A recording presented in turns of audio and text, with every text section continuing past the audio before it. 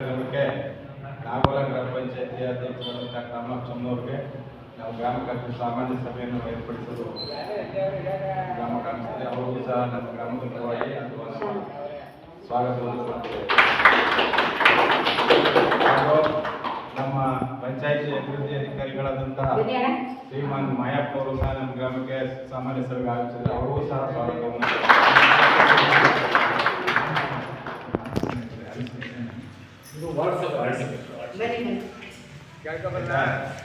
ಹಾಗೂ ನಮ್ಮ ನಗರ ಪಂಚಾಯತಿ ಕಾರ್ಯದರ್ಶಿಗಳಾದಂತಹ ಯಶವಂತ್ ಸರ್ ಆಗಮಿಸಿದರೆ ಅವ್ರಿಗೂ ಸಹ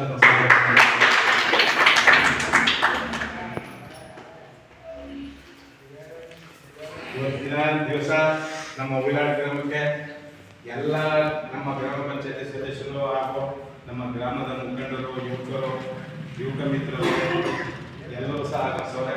ಇವತ್ತು ನಮ್ಮ ಗ್ರಾಮದಲ್ಲಿ ನಮ್ಮ ಅಭಿವೃದ್ಧಿ ಅಧಿಕಾರಿಗಳು ಹಾಗೂ ಮತ್ತೆ ನಮ್ಮ ಗ್ರಾಮ ಪಂಚಾಯತಿ ಅಧ್ಯಕ್ಷರು ಮತ್ತು ನಮ್ಮ ಕಾರ್ಯದರ್ಶಿಗಳು ಮತ್ತು ಸಿಬ್ಬಂದಿ ವರ್ಗದವರು ಎಲ್ಲರೂ ಆಗಮಿಸಿವೆ. ನಮ್ಮ ಗ್ರಾಮದ ಕುಂದುಕೊರತೆಗಳೇನಾದ್ರು ಇದ್ದರೆ ಅವರು ಏನು ಸರ್ಕಾರ ಸುತ್ತೋಲೆ ಬಂದಿದೆ ಅದನ್ನು ಮುಂದೆ ಎಲ್ಲರಿಗೂ ಅನುಮೋದಿಸ್ತಾರೆ. ಅದರಲ್ಲಿ ಏನಿದೆ ಅನ್ನೋದನ್ನೇ ಎಲ್ಲರೂ ಅರ್ಥ ಮಾಡ್ಕೊಂಡು ತಮಗೆ ಏನು ಅನುಕೂಲ ಪಡ್ಕೋಬಹುದು ಅನ್ನೋದನ್ನ ಎಲ್ಲರೂ ಕೇಳಿ ಇವತ್ತು ನಮ್ಮ ಗ್ರಾಮದ ಸಾಮಾನ್ಯ ಸಭೆಯನ್ನು ವಿಚಾರ ಮಾಡ್ತಾರೆ. ಎಲ್ರಿಗೂ ಸ್ವಾಗತವಾದ ಮಾಲೆಗಳು ಕೂಡ ಈ ಸಭೆ ಈ ಸಭೆಯಲ್ಲಿ ಎಲ್ಲರೂ ಆಗಮಿಸಿದ್ದಾರೆ. ನಮ್ಮೆಲ್ಲರೂ ಮತ್ತೊಮ್ಮೆ ಸ್ವಾಗತವನ್ನು ಕೊಡ್ತಾ ಈ ವಾಟ್ಸಪ್ಗೆ ನಮ್ಮ ವಾಟ್ಸಪ್ಗೆ ಗ್ರಾಮ ಸಭೆಗೆ ನಮ್ಮ ಗ್ರಾಮ ಪಂಚಾಯತ್ ಅಧ್ಯಕ್ಷರು ಅಧ್ಯಕ್ಷ ಆಗಿರ್ತಾರೆ. ವಾಟ್ಸಪ್ಗೆ ನಮ್ಮ ಈ ಊರಿನ ಮೆಂಬರ್ ಒಬ್ಬರು ಯಾರಿರ್ತಾರೆ ಅವ್ರನ್ನ ಅಧ್ಯಕ್ಷ ಮಾಡ್ತಾರೆ. ಇವೆಲ್ಲ ಸೇರಿ ಯಾಕೆ ಹೇಳ್ತೀವಿ ನಾವು ಅಧ್ಯಕ್ಷ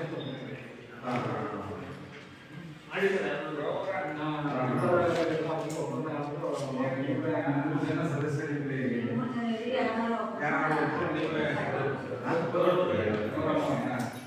ಸರಿ, ಗೌರಮ್ಮ ಅವರ ಈ ಸಭೆಯ ಅಧ್ಯಕ್ಷತೆಯನ್ನು ವಹಿಸಿಕೊಟ್ಟು ಈ ಸಭೆಯನ್ನು ಯಶಸ್ವಿಯಾಗಿ ನಡೆಸಿಕೊಡ್ಬೇಕು ಅಂತ ಹೇಳ್ತಾ ಅವರಿಗೆ ಮತ್ತೊಮ್ಮೆ ಸ್ವಾಗತವನ್ನು ಕೊಡ್ತಾರೆ. ಹಾಗೆ ಈ ದಿನದ ಸಭೆಯಲ್ಲಿ ಸ್ವಾಗತ ಆಗಿದೆ. ಮತ್ತೆ ಈ 20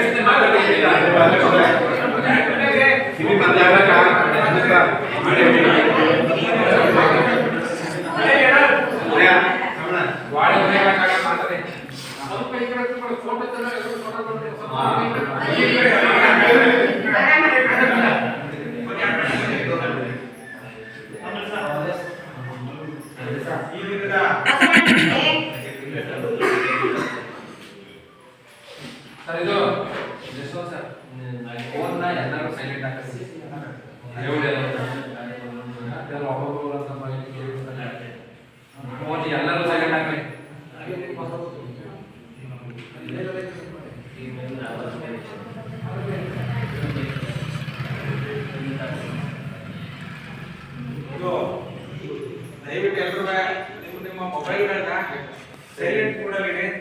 ಯಾಕಂದ್ರೆ ಮಧ್ಯ ಯಾಕಂದ್ರೆ ವಿಡಿಯೋ ಆಗ್ತಾ ಇರ್ತದೆ, ಅದರಲ್ಲಿ ಡಿಸ್ಟರ್ಬೆನ್ಸ್ ಆಗಿ ಸರಿಯಾಗಿ ವಾಯ್ಸ್ಗಳನ್ನ ಹಾಕಿಸ್ಕೊಂಡು ಬೇಡ.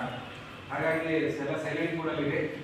ಮತ್ತೆ ಈ ವಾಟ್ಸಪ್ ಅನ್ನ ಕರೆದಿರೋ ಉದ್ದೇಶ 2025-26ನೇ ಸಾಲಿನ MGNREGA ಯೋಜನೆ ಅಭಿವೃದ್ಧಿ ಕಾಮಗಾರಿಗಳನ್ನ ಆಯ್ಕೆ ಮಾಡ್ತಕ್ಕಂಥದ್ದು.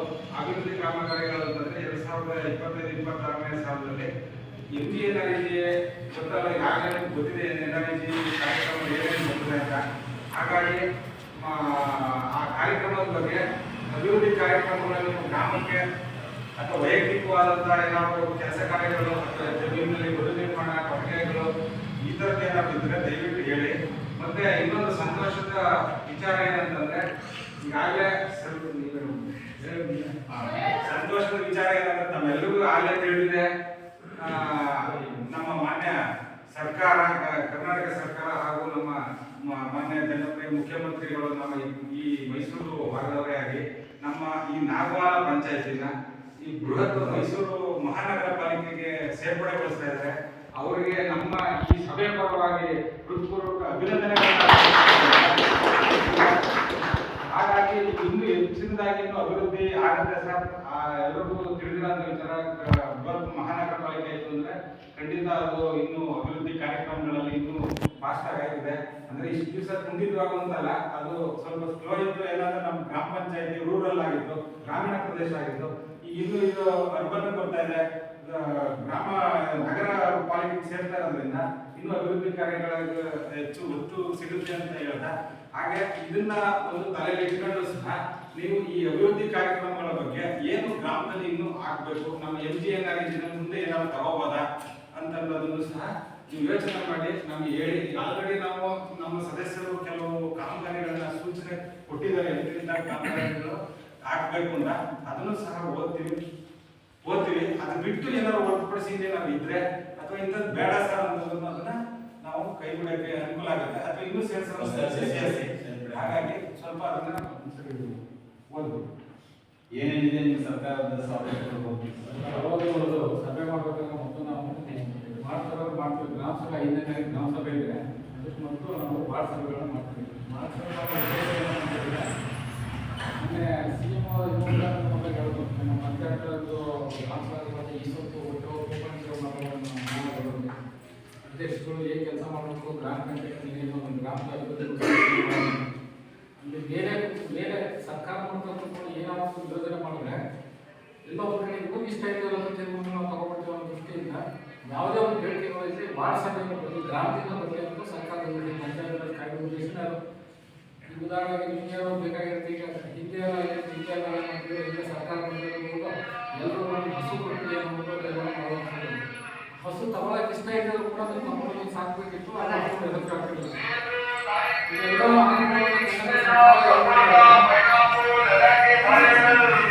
ಯಾವುದೇ ಒಂದು ಸರ್ಕಾರಿ ಯೋಜನೆಗಳು ಗ್ರಾಮ ಸಭೆಯಿಂದ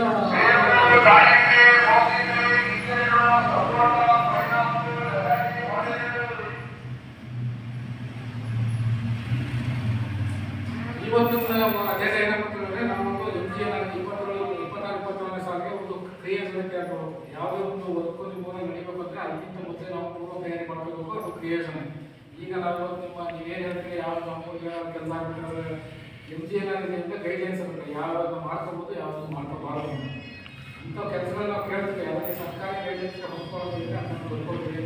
ಬರ್ಕೊಂಡು ಪುನಃ ನಾವು ವಾರ್ಡ್ ಸಭೆ ಫೈಲ್ ಮಾಡ್ಕೊಂಡು, ಉದಾಹರಣೆಗೆ ಒಂದು ಅನುದಾನ ಬಂದಿರುತ್ತೆ, 1 ಕೋಟಿ 2 ಕೋಟಿ ಫಿಕ್ಸ್ ಮಾಡ್ತಾರೆ. ಈಗ ಹೇಳೋ ವರ್ಕ್ಗಳು 100 ವರ್ಕ್ಗಳನ್ನ ಹೇಳ್ತಿದ್ದೀವಿ. 100 ವರ್ಕ್ಗಳು ಎಲ್ಲವೆಲ್ಲ ಪಟ್ಟಿ ಮಾಡಿಕೊಂಡು ಅದನ್ನ ಇನ್ನೊಂದ್ಸರಿ ಗ್ರಾಮ ಸಭೆಯಲ್ಲಿ ನಮ್ಮ ಅನುದಾನ ತಕ್ಕಂತೆ ಸ್ಟಾರ್ಟ್ ಮಾಡ್ತೀವಿ. ಏನು ಒಂದು ಸಭೆಯಲ್ಲಿ ಭಾಗವಹಿಸಿದ್ರೆ ನೀವೆಲ್ಲರೂ ಕೂಡ ಈಗ ವಾರ್ಡ್ ಸಭೆಯಲ್ಲಿ ಆಗಿದ್ದು ತಮ್ಮ ಪುನಃ ಗ್ರಾಮ ಸಭೆಯಲ್ಲಿ ಚರ್ಚೆ ಮಾಡ್ತೀವಿ. 5ನೇ ತಾರೀಕು ಪಂಚಾಯತ್ನಲ್ಲಿ ಗ್ರಾಮ ಸಭೆ ಇದೆ. ಆ ಗ್ರಾಮ ಸಭೆಯಲ್ಲಿ ಫೈನಲ್ ಮಾಡ್ತೀವಿ. ಇವತ್ತು ತಮ್ಮೊಳಗಿದ್ದವಲ್ಲ, ಇಲ್ಲಿ ಹೇಳಿದವರೆಲ್ಲ ಫೈನಲ್ ಆಗಲ್ಲ. ಅಲ್ಲಿ ಫೈನಲ್ ಏನಾಗುತ್ತೆ ಅಂದರೆ ಗ್ರಾಮ ಸಭೆಯಲ್ಲಿ ಫೈನಲ್ ಆಗುತ್ತೆ. ಯಾವಾಗಲೂ ಕೂಡ ವಾರ್ಡ್ ಸಭೆಯಲ್ಲಿ ಭಾಗವಹಿಸಬೇಕು, ಸಾಮಾನ್ಯವಾಗಿ ಗ್ರಾಮ ಸಭೆಯಲ್ಲಿ ಭಾಗವಹಿಸಬೇಕು. ಇದನ್ನು ಸೇರಿಸ್ಕೊಳ್ತೀವಿ. ಆಗ ನಮಗೆ 1 ಕೋಟಿ ದುಡ್ಡಿದ್ದರೆ ಈಗ 5 ಕೋಟಿ ಕೊಟ್ಟಿರ್ತೀವಿ ಅಂದರೆ 3-4 ಕೋಟಿ ಕಡಿಮೆ ಮಾಡ್ಬೇಕಲ್ಲ. ಯಾವುದನ್ನು ಕಡಿಮೆ ಮಾಡ್ಬೇಕಂದ್ರೆ ಗ್ರಾಮ ಸಭೆಯಲ್ಲಿ ತೀರ್ಮಾನ ಆಗುತ್ತೆ. ಒಂದು ಯಾವುದೇ ಒಂದು ಸರ್ಕಾರಿ ಅನುದಾನ 15 ತನಕ ಸಿಗ್ಬೋದು, MGNRG ಇರ್ಬೋದು, ಯಾವುದೇ ಒಂದು ಪ್ರಯೋಜನ ಮಾಡಲಿ ವಾರ್ಡ್ ಸಭೆ ಗ್ರಾಮ ಸಭೆಯಿಂದ ಹಾಗೆ ನಾವು ಫೈನಲ್ ಮಾಡಬೇಕು. ಸಭೆಗಳಲ್ಲೇ ಫೈನಲ್ ಮಾಡಬೇಕು ಕಾಮಗಾರಿಗಳನ್ನು. ಆಮೇಲೆ ನಮ್ಮ ಸಾಮಾನ್ಯ ಸಭೆ ಕೊಡುತ್ತೆ, ಅದು ಅನುಮೋದನೆ ಆಮೇಲೆ ಆಗೋದು. ಸಾಮಾನ್ಯ ಸಭೆ ಪಟ್ಟಿ ಫೈನಲ್ ಆಗೋದಿಲ್ಲ, ಅದು ಫೈನಲ್ ಆಗೋದಲ್ಲಿ ಗ್ರಾಮ ಸಭೆ ಪಟ್ಟಿ ಮಾಡೋದು ವಾರ್ಡ್ ಸಭೆ. ನೀವು ಹೇಳಿ ಈಗ ನಮ್ಮ ಪಂಚಾಯತಿಯಲ್ಲಿ ಎಲ್ಲ ರೀತಿಯಿಂದ ಏನು ಕೆಲಸ ಮಾಡ್ಕೊಂಡು ಕೆಲವು ಪಟ್ಟಿಗಳು ಹೇಳ್ತೀನಿ. ಅದರಲ್ಲಿ ಊರಿಗೆಲ್ಲ ಅವಶ್ಯಕತೆ ಇರೋದ್ರಿಂದ ಕೆಲಸ ಮಾಡ್ಕೊಂಡು ಆಗ್ಬೇಕು ಅಂತ ಹೇಳಿದ್ರೆ ನೀವು ಹೇಳಿ ಅದನ್ನು ಬರ್ತೀವಿ. ಅದರಲ್ಲಿ ಹೇಳಿದ್ದು ಜಾಸ್ತಿ ಇರೋದ್ರಿಂದ ಆಮೇಲೆ ಸ್ಟಾರ್ಟ್ ಮಾಡ್ತೀವಿ. ಮೊದಲನೇ ಹಂತ ಯಾವ್ದು ಮಾಡಬೇಕು, ಆಮೇಲೆ ಯಾವುದು ಕೈ ಬಿಡಬೇಕು ಅಂತ ಆಮೇಲೆ ತೀರ್ಮಾನ ಮಾಡಬೇಕು. ಈ ಉದಾಹರಣೆಗೆ ನಾವು ಹಸುಗಳನ್ನ ಕೊಟ್ಟಿಗೆಲ್ಲ ಕಟ್ಕೊಳ್ಳೋಕೆ ಅವಕಾಶ ಇದೆ ಪಂಚಾಯತಿಯಿಂದ. ಮತ್ತೆ ಬದು ನಿರ್ಮಾಣ, ನಿಮ್ಮ ಜಮೀನು ಸಂಪತ್ತಾಗಿ ನೀರು ಮಳೆ ಬಿತ್ತಿನ ಉದ್ದೇಶ ಏನಪ್ಪ ಅಂತಂದ್ರೆ ಅದೊಂದು ಆ್ಯಪ್. ಅದು MGNRG 2005 ಏನು ಮನಮೋಹನ್ ಸಿಂಗ್ ಅವರು ಪ್ರೈಮ್ ಮಿನಿಸ್ಟರ್ ಆಗಿದ್ದಾರೆ ಒಂದು ಕಾಯ್ದೆ ಇದೆ. ಈ ಕಾಯ್ದೆ ಏನು ಹೇಳುತ್ತೆ ಅಂತಂದ್ರೆ ಯಾವುದೇ ಒಂದು ಜನರು ಈ ಭಾಗದ ಜನರು ನಮಗೆ ಈಗ ಜನರು ಒಂದಿಂದ ಒಂದೂರಿಗೆ ವಲಸೆ ಬರೋದಕ್ಕೋಸ್ಕರ ಅಂದರೆ ಯಾವುದೇ ಕೆಲಸದಿಂದ ಹೊರಗೆ ಹೋಗ್ತಾರೆ ಅಷ್ಟೇ. ಅವ್ರು ಬೇಕಾದಂಥ ಕೆಲಸಗಳು ಇಲ್ಲೇ ಸಿಗುತ್ತೆ ಅಂದರೆ ಜನರು ಒಂದು ಕಡೆ ಹೋಗಲ್ಲ. ಒಂದು ಕಡೆ ಜನ ಹೋದಾಗ ಏನಾಗುತ್ತೆ, ಈ ಮಕ್ಕಳನ್ನ ಜೊತೆ ಕರ್ಕೊಂಡು ಹೋಗುತ್ತೆ, ಮಕ್ಕಳು ಎಜುಕೇಶನ್ ಆಗುತ್ತೆ. ಆಮೇಲೆ ಅವ್ರಿಗೆ ಬೇರೆ ಇಂಜಿನಿಯರ್ಗಳನ್ನ ಸಿಟಿ ತಗೊಂಡು ಇದಾಗುತ್ತೆ. ಅಸಮಾನತೆ ಏನಿದೆ ಎಲ್ಲ ಒಂದೇ ಕಡೆ ಜನ ಜಮಾ ಆಗೋದ್ರಿಂದ ಜಮಾವಣೆ ಒಂದು ಕಡೆ ಅಂತಂದ್ರೆ ಏನೇನು ಮಾಡಬೇಕು ಅನ್ನೋದ್ರಿಂದ ಜನರು ವಲಸೆಗಳನ್ನು ತಪ್ಪಿಸಬೇಕನ್ನೋ ದೃಷ್ಟಿಯಿಂದ ಬಂದಂಥ ಸ್ಕೀಮ್ ಇದು. ಇದು ನೀವು ಕಾಮಗಾರಿಗಳನ್ನು ಮಾಡಬೇಕು ಅನ್ನೋದ್ರಿಂದ ನಿಮ್ಮಗಳಿಗೆ ಕೆಲಸ ಕೊಡ್ಬೇಕಂತ ಕೆಲಸ ಮಾಡ್ತೀನಿ ಅನ್ನೋರಿಗೆ ಒಂದು ವರ್ಷದಲ್ಲಿ 3 ದಿನ ಕೂಲಿ ಯಾವ ಭಾಗದಲ್ಲಿ ಅಲ್ಲೇ ಕೂಲಿ ಕೊಟ್ಟು ಅವ್ರನ್ನ ಅಲ್ಲೇ ಉಳಿಸ್ಕೋಬೇಕು ಅನ್ನೋದು ಸರ್ಕಾರದ ಉದ್ದೇಶ. ಈ MGNREGA ಸ್ಕೀಮ್ ಉದ್ದೇಶ ಏನೋ ನೀವು ಕಾಮಗಾರಿನ ಏನೋ ಮಾಡ್ತೀವಿ ಕಾಮಗಾರಿ ಜೊತೆಗೆ ಅಲ್ಲಿ ಆ ಸ್ಥಳೀಯ ಜನರನ್ನ ಅಲ್ಲೇ ಕೆಲಸ ಕೊಡಿಸ್ಬೇಕು ಅಂತ ಜಾಬ್ ಕಾರ್ಡ್ ಅಂತ ಕೊಡ್ತೀವಿ. ಅವರ ಎಲ್ಲರೂ ಕುಟುಂಬಕ್ಕೆ ಒಂದು ಜಾಬ್ ಕಾರ್ಡ್ ಕೊಡ್ತೀವಿ. ಆ ಕುಟುಂಬದಲ್ಲಿ ಒಂದು 5 ಜನ ಇರ್ತೀವಿ. 5 ಜನಕ್ಕೂ ಸೇರಿಸಿ ಕೆಲಸ ಕೊಟ್ಟೇಬೇಕು ಪಂಚಾಯತಿಂದ. ಪಂಚಾಯತಿಂದ ನೀವು ಬೇಕು ನಮ್ಮ ಕೆಲಸ ಕೊಡಿ ಅಂತ ನಾವು ಕೊಟ್ಟರೆ ನಾವು ಪಂಚಾಯತಿಗೆ ಕೆಲಸ ಕೊಡಬೇಕು. ಕೆಲಸ ಕೊಡೋದಕ್ಕೆ ಏನಾಗಬೇಕು ನಮ್ಮಲ್ಲಿ ಕಾಮಗಾರಿ ಇರ್ಬೋದು. ಅದಕ್ಕೆ ಆ ಕಾಮಗಾರಿಗಳಲ್ಲಿ ಒಂದು ಆಯ್ಕೆ ಮಾಡ್ಬೋದು. ನೀವು ಕೆಲಸ ಕೇಳಿದ್ರೆ ಕೆಲಸ ಕೊಡಬೇಕಂದ್ರೆ ನಮ್ಮ ಹತ್ರ ಕಾಮಗಾರಿ ಬೇಕು. ಯಾವುದೋ ಒಂದು ಕ್ಯಾರೆಟ್ ಕೂಡ ಕೊಟ್ಟಿರ್ತೀವಿ. ನನ್ನ ಕೆಲಸ ಕೊಡಿ ನನಗೆ ಅಂತ ನೀವು ಅರ್ಜಿ ಕೊಟ್ಟರೆ ನೀವು ಅರ್ಜಿ ಕೊಟ್ಟ 15 ದಿವಸ ನಾವು ಕೆಲಸ ಕೊಡೋದಕ್ಕೆ ಆಗ್ತದೆ. 15 ದಿವಸ ಕೆಲಸ ಕೊಡಬೇಕು. ಎಲ್ಲ ಪಂಚಾಯತ್ ಕೊಡ್ಬೋದು. 5 ಕಿಲೋಮೀಟರ್ ರೇಡಿಯಸ್ ಪಂಚಾಯತ್ಗೆ ಕೆಲಸ ನಾವೇ ಒಂದು ಅರ್ಜಿ ಕೊಟ್ಟು ಕೆಲಸ ಕೊಡಲಿಲ್ಲ ಅಂದರೆ ಪರಿಹಾರ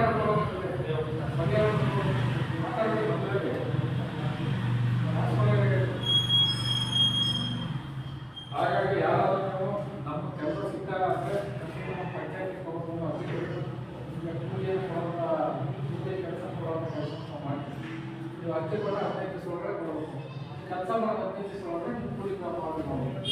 ಕೂಲಿ ಪಾವತಿ ಮಾಡಲಿಲ್ಲ ಅಂದರೆ ಈಗ ನಾವು ಪರಿಹಾರ ಕೊಡ್ಬೇಕಾಗುತ್ತೆ.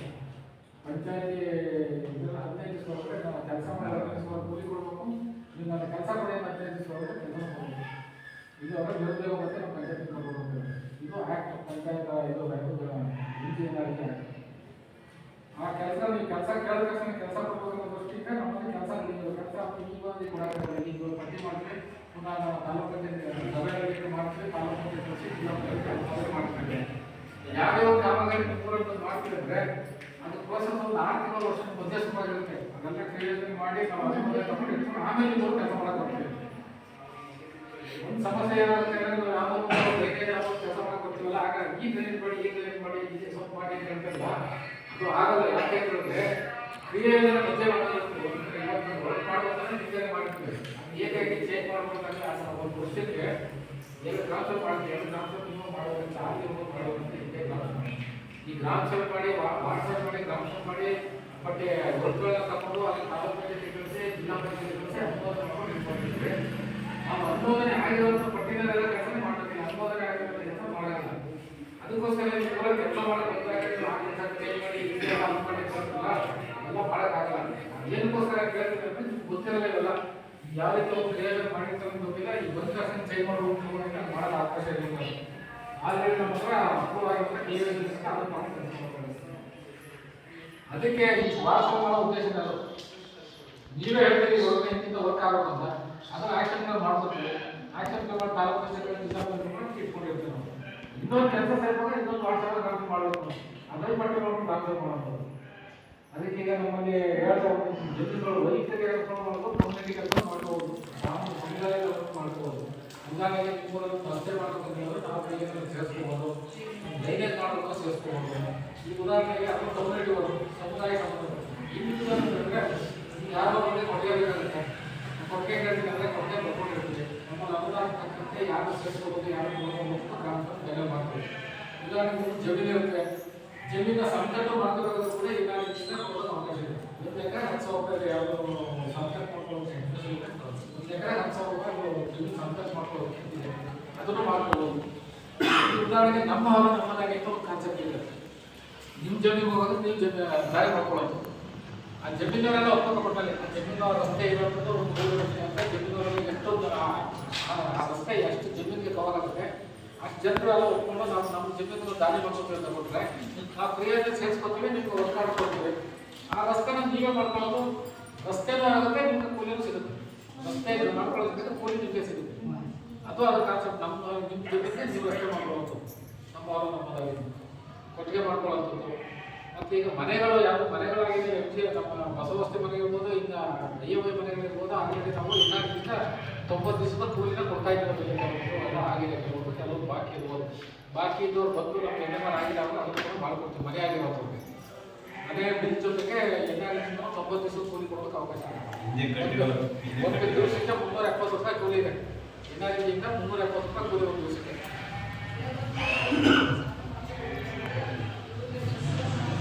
NRS ಬಗ್ಗೆ ಡೌಟ್ ಇದೆಯಾ ಅಂತ ವಿಚಾರ ಗೊತ್ತಾಯ್ತು. ಈಗ ಡೌಟ್ ಇದೆಯಾ ಅಂತ ಕೇಳಿಬೇಕಾದ್ರೆ ಹೇಳ್ತೀವಿ. ಅಂದ್ರೆ ವರ್ಕ್ ಅಂತ ಕೇಳ್ತೀವಿ, ನಮ್ಗೆ ಹೇಳೋದು ಬರ್ಕೊಡ್ತೀವಿ. 15,000 ಇದು ಜನರೇ ಕೆಲಸ ಮಾಡಬೇಕು. ಯಾಕಂದ್ರೆ ಕೂಲಿ ಕೊಡೋದಕ್ಕೋಸ್ಕರ ಜನ ನಮ್ಮ ಒಂದೂರಿಂದ ಒಂದು ವರ್ಷ ಹೋಗೋದು ಕೆಲಸ ಇಲ್ಲ ಅಂತ ಹೋಗ್ಬೋದು ಅಂತ ಬಂದಿರೋ ಸ್ಕೀಮ್ ಅದು ಆಗ್ತಿದೆ.